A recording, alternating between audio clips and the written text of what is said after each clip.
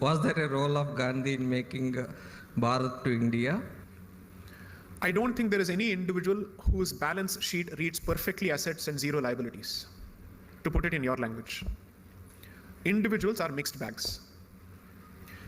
So on certain issues, you will find that you agree with Gandhi.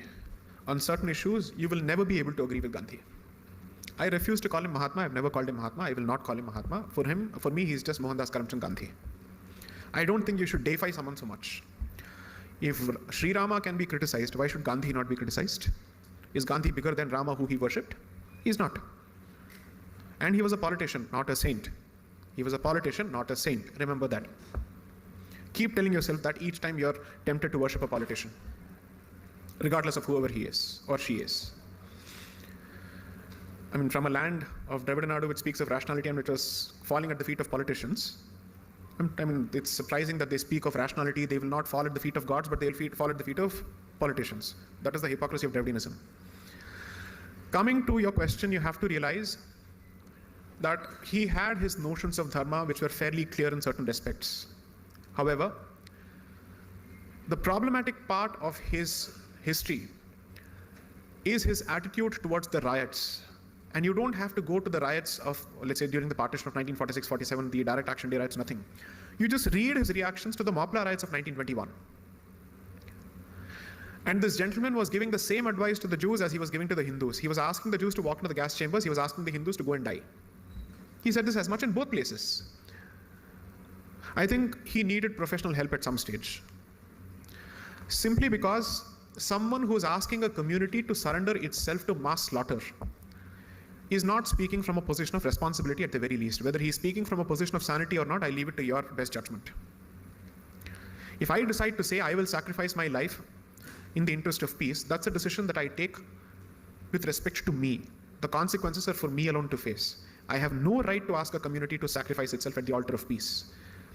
Community's first right is to protect itself and to preserve itself, not to surrender itself at the altar of this mythical unity.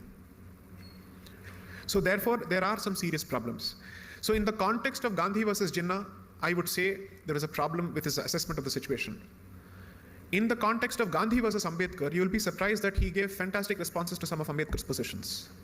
So it's a question of issue and it's a question of who he was being pitted against.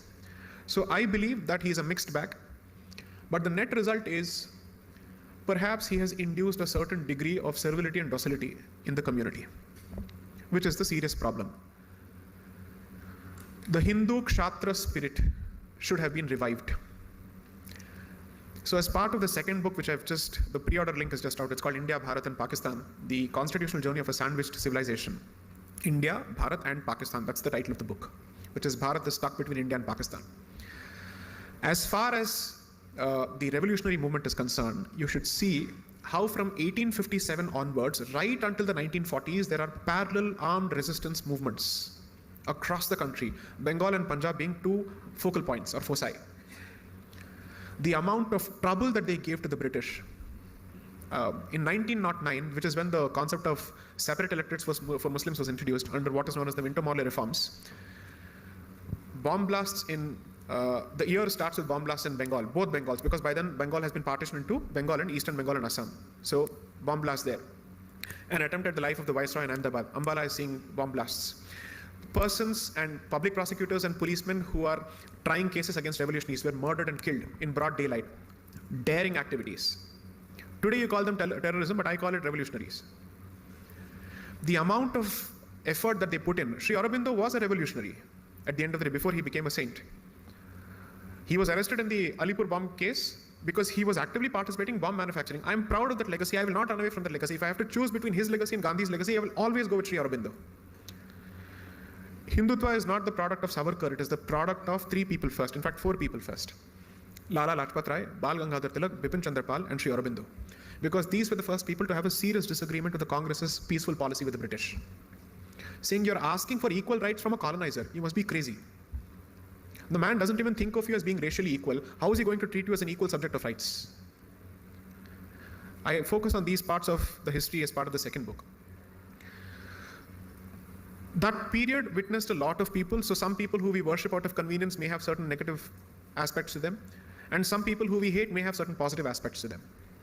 I think it's a question of how you balance it out ultimately. So that's my answer. Hopefully I've not been diplomatic in answering your question. Next.